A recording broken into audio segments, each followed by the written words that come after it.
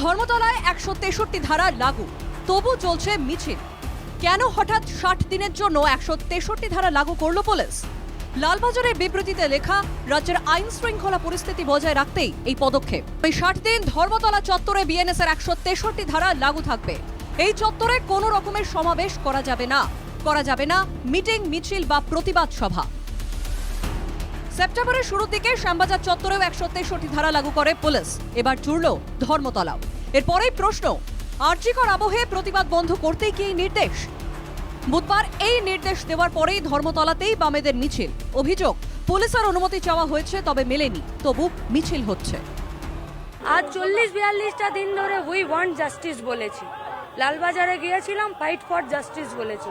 গোটা রাজ্যের মানুষের কাছে আবেদন, আমাদের মায়েদেরকে, মেয়েদেরকে মাথা উঁচু করে বেঁচে থাকার জন্য এবারে এই অধিকারটা আমাদেরকে রাস্তায় থেকে লড়েই আদায় করে নিতে হবে।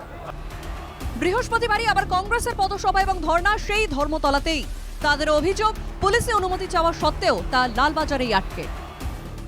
আমরাও তো আজকে আন্দোলন করছি কোর্টের নির্দেশে, আমরা তো পুলিশের নির্দেশে করছি না। পুলিশ তো আমাদের পারমিশন দেয়নি। আজকে পশ্চিমবঙ্গে মানুষের কথা বলতে গেলে কোর্টে গিয়ে কোর্টের পারমিশন নিয়ে আসতে হবে, সরকার পারমিশন দেয় না। এই আবহেই উঠছে প্রশ্ন, তাহলে কি আইন দেখিয়ে বিরোধীদের কণ্ঠরোধ করার চেষ্টা শাসকের? 2024-এর মে মাসেও একইভাবে প্রধানমন্ত্রীর পথসভার আগে মধ্য কলকাতায় 144 ধারা জারি করে পুলিশ। প্রশাসনের এই সিদ্ধান্তকে অনৈতিক বলে কটাক্ষ করেন রাজ্যপাল সিভি আনন্দ বোস। 2024-এর জুন মাসেও সন্দেশখালীর 17টি এলাকায় 144 ধারা লাগু করে পুলিশ। বিজেপি অভিযোগ করেছিল, সবটাই শাসক বিরোধী প্রতিবাদকে রুখতে করা হচ্ছে। স্বাধীনতার আগেও বারবার ব্রিটিশ সরকার স্বাধীনতা সংগ্রাম থামাতে এমন ধারা লাগু করত। দিল্লির কৃষক আন্দোলনের সময়ও কেন্দ্রের বিজেপি সরকারও ঠিক এই একই পন্থা নিয়েছিল।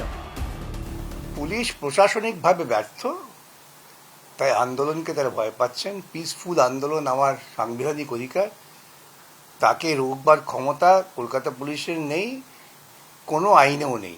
এভাবে গণতান্ত্রিক আন্দোলনকে দমন করা যায় না। শাসক বদলায়, তবে শাসকের চরিত্র বদলায় না।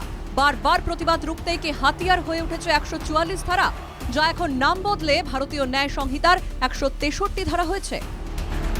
Bureau report, NKTV Bangla.